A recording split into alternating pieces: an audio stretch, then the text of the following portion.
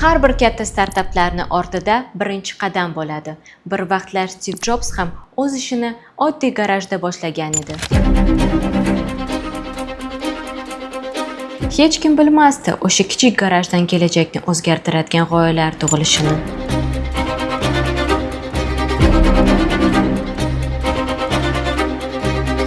Bugun esa garaj bu shunchaki joy emas. Bu startaplar, yangi fikrlar va katta orzular boshlanadigan makon ramziga aylangan.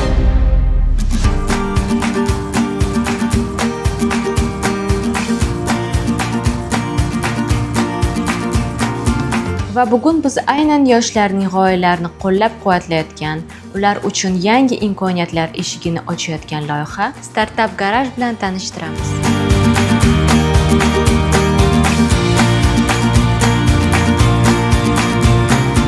Assalomu alaykum. Men Bashirjon Rabimov, Startup Garajda operatsion rahbarman. Ismim Abdumannof Tursunov, Startup Garajda respublika koordinatori va investitsiya masalalari bo'yicha ishlayman. Ismim Umid Murodov, Startup Garajda marketing va AI mutaxassisi bo'lib ishlayman. Ismim Madamjonov Oxunjon, Startup Garajda Founder School menejeri faoliyatini yuritaman.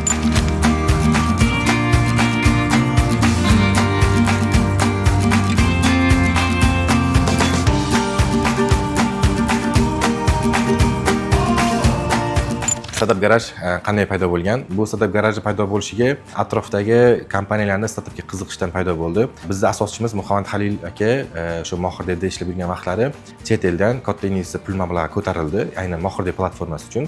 Va bu Mohirdevni orqasidan juda ko'pchilik qiziqishdi, qanaqa qilib startupga investitsiya ko'tarish mumkin, qanaqa chet eldan investorlarni yoki o'sha venture fondlarni jalb qilish mumkinligi qiziqish paydo bo'ldi va atrofdagi insonlarning talabidan kelib chiqqan holda qaradik, haqiqatan bozor bunga ochiq va o'zi venture model studiyasi bor.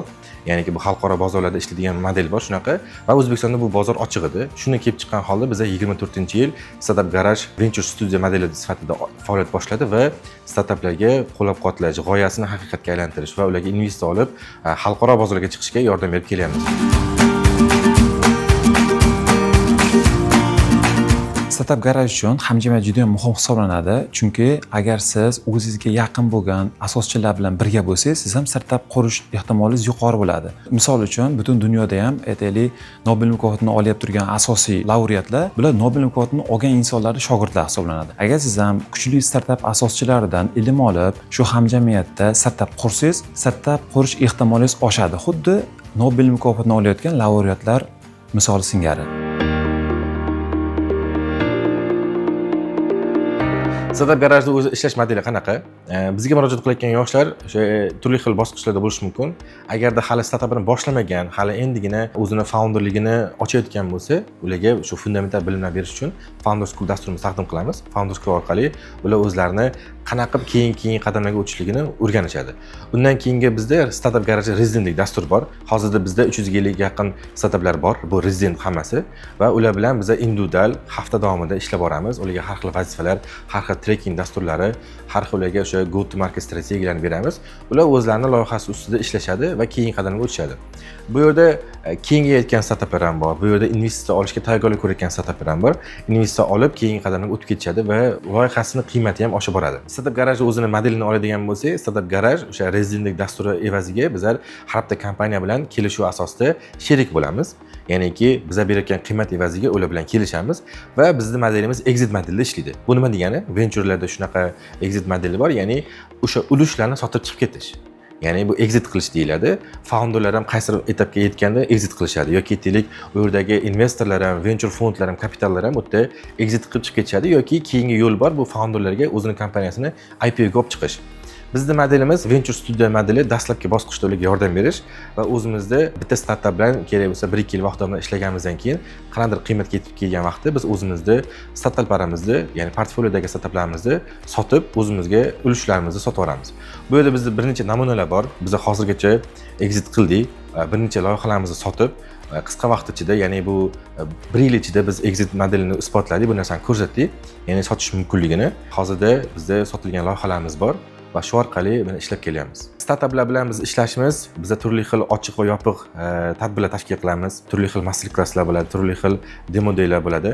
Bu demo daylar ba'zida hamma uchun, ba'zida faqatgina rezidentlar uchun bo'ladi va tadbirlarimiz ham shu jumladan shunaqa bir o'zimizning ekspertlarimiz bor yoki behmon ekspertlar chaqiramiz. Ularga faqatgina o'sha rezidentlarga mumkin bo'lgan, rezidentlar qatnashish mumkin bo'lgan eventlar orqali turli xil o'zlariga qiymat olishadi va o'zlariga startaplarga shu o'zlari o'rgangan bilimlarni qo'llash mumkin bo'ladi.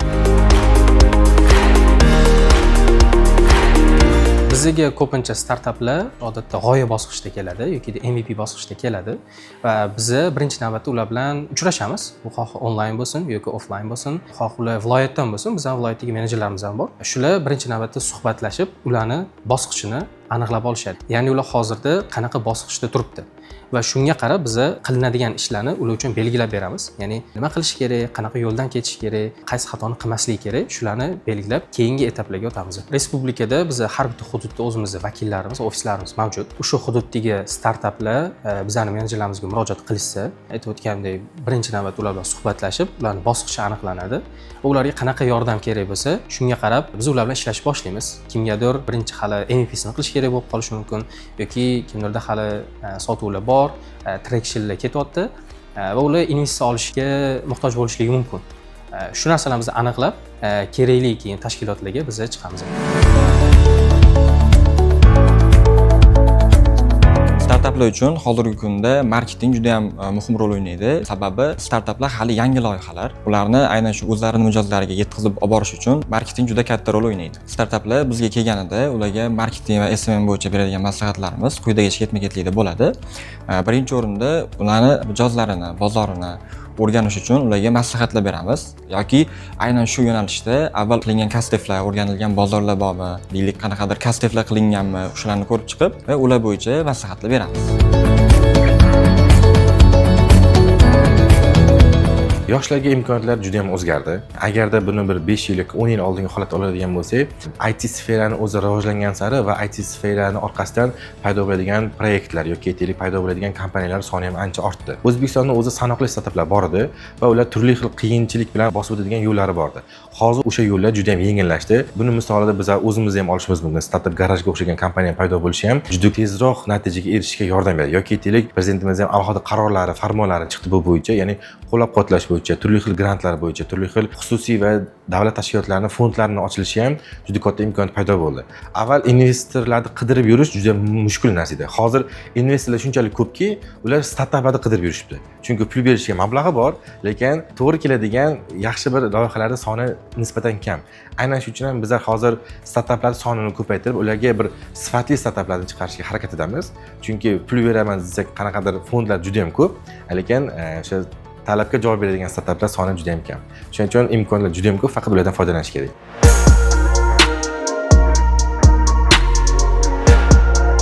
Kuchli brend o'zi asosan professionalniy marketing va SMM yuritishdan boshlanadi. Ya'ni hozirgi kunda juda ham ko'pchilik startaplar SMMga, marketingga yaxshi e'tibor bermaydi va startaplari tanilmasdan yoki qanaqadir bozor ko'rmasdan juda ham ko'pchilik bilmasdan qolib ketadi. Ya'ni ular yangi chiqayotgan hisobiga baribir ular marketing va SMM bo'yicha ko'proq harakat qilish kerak. Professional deganda qanaqa narsa o'zi umuman, ya'ni professional marketolog bilan, professional komanda bilan, professional qanaqadir syomka, uni deylik kontentlar bilan ishlash etiladi o'zi asosan. O'sha boya aytib o'tganimdek, xatolik nimada bo'lyapti? Professional yondashishmayapti. O'zlarining startapiga telefonda o'zi video olib qanaqadir oddiy formatda yondashyapti va bu kuchli brend bo'lishiga to'sqinlik qiladi. Startup garajda shunaqa maslahat beramiz, iloji boricha professionalniy yondashinglar deb. Professional yondashish faqatgina loyihani bozorga ko'rsatish yoki qanaqadir mijoz uchun emas, deylik bu sizlarni statusinglarni belgilab beradi. Startup garajda networking xuddi misol deylik, agar sizda startup bo'lsa, startapingizni investorlarga olib chiqish uchun yo bo'lmasam xuddi shu startapni qilgan insonlardan to'g'ridan-to'g'ri feedbacklarni olish imkoniyati bu networking orqali ta'minlab beriladi. Siz qanaqadir edtech yo'nalishida startup qurayotgan bo'lsangiz, misol uchun Najot ta'limni asoschilaridan shunaqa sohada startup qilsa yaxshimi yoki yo'qmi, yoki bo'lmasam boshqa mohir dev asoschilaridan to'g'ridan-to'g'ri feedback olib berishimiz mumkin. Kuchli asoschilardan networking orqali olingan bilimlar startup asoschilarini yanada g'oyasini mustahkamroq qilishga, bozorga ko'proq qiymat berishini ta'minlab beradi. Startup garajda Founder School dasturi bor. Bu Founder School dasturini biz kimlar uchun beramiz? O'zi umuman startup sohasiga kirmagan, qo'shilmagan yoki o'zi umuman fundamental bilimlar yetishish kerak bo'lgan yoshlarga biz buni beramiz. Sababi Founder School dasturi orqali biz bekorga aynan founder, ya'ni asoschilar maktabi deb buni nomlamaganmiz. Haqiqiy talab, haqiqiy startupning eng kuchi bu founderda. Ya'ni founder qanchalik kuchli bo'lsa, founderda qanchalik o'zining qobiliyatlari yoki o'sha skilllari mustahkam kuchli bo'lsa, startupda ham shunchalik bir muvaffaqiyatga olib chiqib keta oladi va founder o'zi butun bir komandani, butun bir jamoani tortib oladigan bir lider bo'ladi. Aynan shu uchun ham biz o'sha liderlarni topish uchun ham bu dasturni beramiz. Bu dasturda o'qigan yoshlar asosiy o'ziga bir savolga javob oladi. Mendan o'zi founder chiqadimi yoki yo'qmi? Ya'ni menga startup qurishim kerakmi yoki kerak emasmi? Chunki shunchaki emotsiyaga berilib, shunchaki trendga ergashib startup qurmoqchi bo'lganlar ham bor. Lekin tan olish kerak bir haqiqatda hamma ham founder bo'la olmaydi va bu hamma uchun emas. Biz o'zimiz ham bu narsani aytamiz. Ya'ni hamma founder bo'lish kerakmi yoki hamma startup qurish kerak emas. Jamiyatda boshqa soha vakillari ham bor yoki boshqa bir yo'nalishlar ham bor. O'zi founder bo'lmasa ham qaysi loyiha qo'shilish ham bu qiymat yaratish. Aynan shu uchun founder bo'lish bu faqatgina aytaylik tanlanganlar uchun, ya'niki o'sha o'zida bir iqtidor borlar uchun. Aynan shunga bizlar tavsiya beramiz. Bu loyiha orqali founder bo'ladimi yoki yo'qmi? Shu savolga javob olib, undan keyin o'zining loyihasini qurishga boshlash mumkin bo'ladi.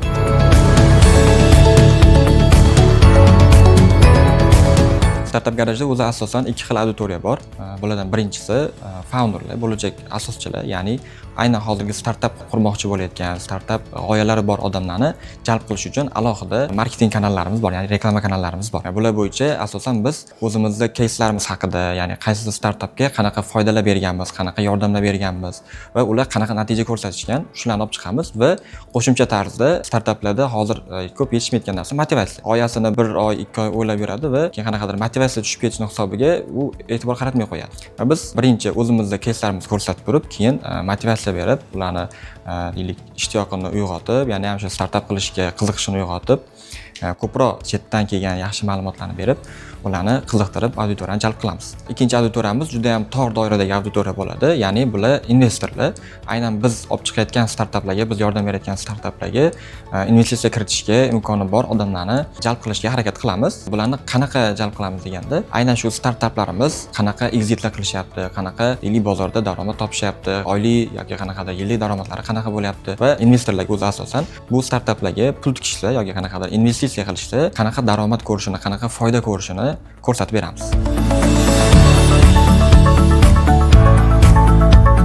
Hozirgi kungacha biz Startup Garaj o'zimizda o'sha rezidentlarimizga, ya'ni 40 ga yaqiniga $3 million dan oshiq investitsiya jalb berganmiz. O'zbekistondagi shu mavjud venture fondlari, angel investorlar orqali. Bizga o'zi startuplar shu murojaat qilgan paytda agar ular haqiqatda investitsiyaga muhtoj bo'ladigan bo'lsa, biz o'sha aytganimdek O'zbekistondagi mavjud venture fondlarga chiqamiz, ya'ni loyihani ularga ko'rsatamiz va investitsiya olishga biz yordam beramiz. Va bundan tashqari biz o'zimizda xususiy venture fond ham bor, ya'ni Imkon Ventures. Biz shu taraflama ham ularga investitsiya kiritishga yordam beramiz. Imkon Ventures shu yil birinchi chorakida eng aktiv investitsiya kiritgan venture fondlardan biri hisoblanadi va shu kungacha biz 10 ga yaqin loyihalarga, ya'ni startuplarga $200 ming dan oshiq investitsiya berdik.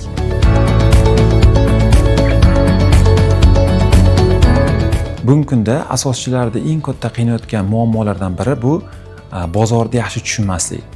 Aytaylik, agar siz qaysidir bir meditsina sohasida startup qilayotgan bo'lsangiz, agar siz chuqur muammoni o'rganmasangiz, sizni g'oyangizni amalga oshirish uchun juda ham katta pul ketishi mumkin. Aytaylik, siz qanaqadir ilova qildingiz 10 ming yoki 20 ming dollarga, lekin hali bozorda o'rganganingiz yo'q. Qachonki bozorga ushbu produktni taqdim qilganingizda muammoni o'rganmaganingiz uchun sizda ko'p muammolar bo'ladi. Userlar, ya'ni foydalanuvchilarda ko'plab savollar tug'ilishi mumkin. Bu produkt o'zi kimga kerak? Ya'ni siz hech qanday so'rovnomalarsiz, talabni o'rganmasdan startup qilish bu eng katta xato hisoblanadi. Va bugungi kunda juda ham ko'p asoschilarda xuddi shunaqa muammo, ya'ni bozorda o'rganmasdan startup qurish yoki qanaqadir MVP, ya'ni ilova yoki sayt qilish. Bu eng katta muammolardan biri. Startup garajda bu muammoga yechim sifatida biz birinchi navbatda founderlarni fikrlashini o'zgartiramiz. Ya'ni bu mindset, bu fikrlash hisoblanadi.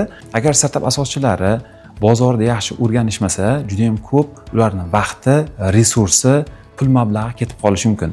Shuning uchun birinchi navbatda asoschilardan so'raladigan narsa bu bozorda qanchalik o'rgana olganligi, jamoasi qanchalik ushbu muammoni yechimini bera oladi. Bu eng juda ham muhim kriteriyalar hisoblanadi. Mana shunday asoschilarga investorlar to'g'ridan to'g'ri investitsiya qilish ehtimoli juda ham oshadi. Biz ko'rib turgan muammo bu bozorda asoschilar real muammoga yechim berishga qiynalayotgani va biz bu jarayonda yordam beramiz startaplarga qanday qilib bozorni o'rganishdi. Biz o'zi shu startup garajda turli demo day, har xil tadbirlarni tashkil qilamiz. Hozirgi paytda har hafta bo'ladigan biz o'sha demo day tashkil qilishni reja qilganmiz. Bu payt nima bo'ladi? Bu ham onlayn, ham offlayn jarayon bo'ladi. Shunda bizning startaplarimiz, ya'ni rezidentlarimiz o'zlarining loyihalarini investorlarga taqdimot qilishligi mumkin bo'ladi. Va shu paytda biz investorlarni taklif qilamiz, turli venture fondlardan, kerak bo'lsa angel investorlardan va ular loyihalarni tanishadi. O'zligiga qiziq bo'lgan loyihalar bilan keyinchalik keyingi bosqichda ular bilan gaplashib, investitsiya jarayonlarini boshlashadi. Investorlar biron bitta o'zi loyihaga investitsiya kirishdan oldin asosiy 5 ta jihatga e'tibor berishadi. O'zi 5T degan narsa bor, ya'ni bu team, time, traction, technology va timing degan narsa bor. Ya'ni bu komanda, ya'ni komanda haqiqatda shu produktni yasa oladimi, bozorga olib chiqa oladimi degan narsa. Ikkinchisi bu bozor hajmi, ya'ni shu loyiha bozorning qancha qismini egallay oladi va o'zi umuman bozor yetarlicha kattami yoki yo'qmi degan savolga javob beradi. Uchinchisi traction, ya'ni startup hozirgi kungacha qanaqa jarayonlarni bosib o'tgan, ya'ni qanaqa natijalarga erishgan. Ularda bir ma'lum bitta sotuv bormi, ularda bir foydalanuvchilar qismi bormi, kam bo'lsa ham shu narsaga qarashadi. Keyingisi bu technology, ya'ni qotgan startupi bo'yicha va oxirgisi timing, ya'ni to'g'ri vaqtda to'g'ri produktni qilyaptimi yoki yo'qmi degan. Hozirgi produktga balki hali bozor tayyormi yoki tayyor emasmi degan savolga javob beradi.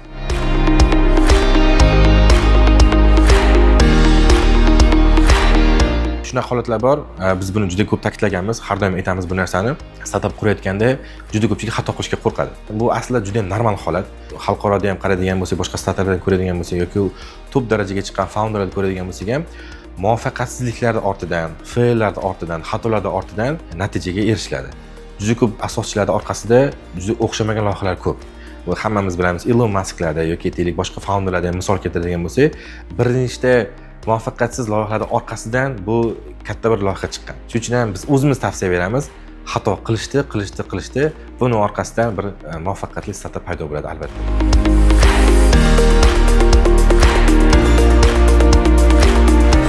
Qadriyatlar shakllantirishida biz o'zimiz ham tavsiya beramiz va bu vaqt o'tishi bilan o'zi shakllanib boradi. Sababi founder qanchalik ko'p investor bilan ishlasa yoki aytaylik o'sha advisorlar bilan yoki mentor bilan, o'zi umuman mijozlar bilan ishlagan sari ancha stressga tushib qolish mumkin, qanday holatlarda depressiyaga ham tushish mumkin.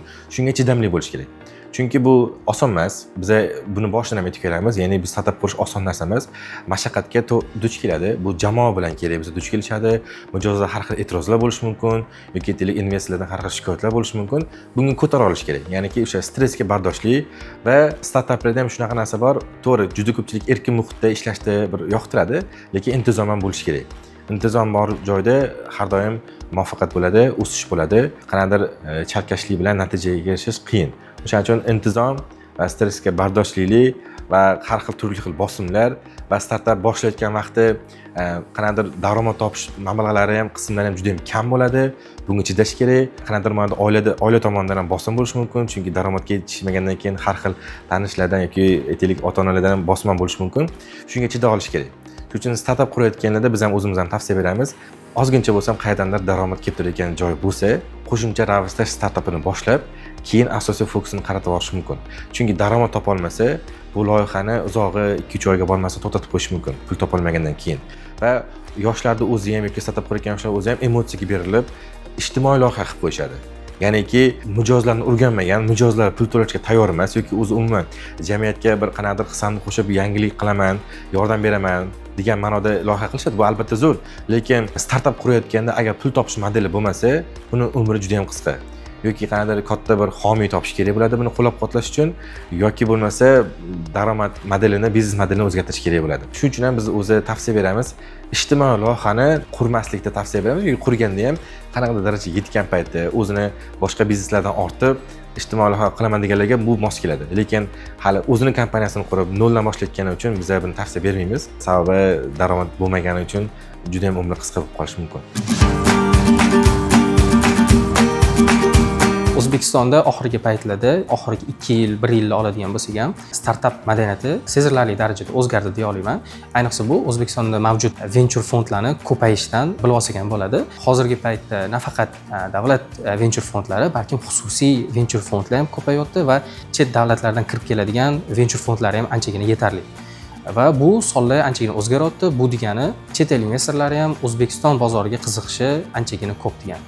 Va boshqa tarafdan startaplarning ham madaniyati, ya'ni founderlarning o'zi ham anchagina rivojlanyapti. Ya'ni investorlarning oldiga qanaqa chiqish kerak, qanaqa qilib taqdimot qilish kerak degan narsalar anchagina yaxshilangan.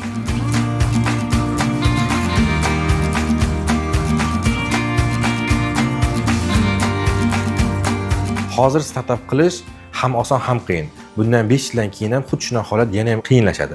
Sababi startap qurish oson bo'ladi, instrumentlar ko'payadi, lekin bozorda o'zi yetarlicha sohalar, yetarlicha kompaniyalar paydo bo'lgani evaziga bir nishani, bir produkt market fit topish ham qiyinlashib boradi. Shuning uchun ham o'zi hozir juda ham ayni vaqti startap boshlashdi. Chunki turli xil bozorlar, turli xil auditoriya juda ham bo'sh. Lekin bundan keyingi holatda ham yaxshi, ham yomon tomoni bor. Startaplar ko'paygani evaziga sohalar egallangan bo'ladi, lekin juda ko'p instrumentlar, toollar paydo bo'lgani evaziga startap qurish nisbatan osonlashadi va fondlar ham ko'paygani evaziga fondlardan investitsiya olishlar yoki keyingi qadamlarga o'tish ham nisbatan osonlashadi. 5 yildan keyingi holatda biz shunday ko'ramiz va startap garajda o'zi namunasini oladigan bo'lsak, bizda o'zimizda ham ichki loyihalar ko'paygan, ichki loyihadan founderlarni yetishtirib chiqaryapmiz, ya'ni jamoaning o'zidan, bizda viloyatlarda o'zida ham alohida kampus liderlarimiz bor, alohida koordinatorlarimiz bor. Asosan shular bilan ham ishlab, ularga ko'proq e'tibor qaratyapmiz va o'zimizni ichimizdan ham startaplar ham ancha ko'payishini biz o'zimizga maqsad qilganmiz.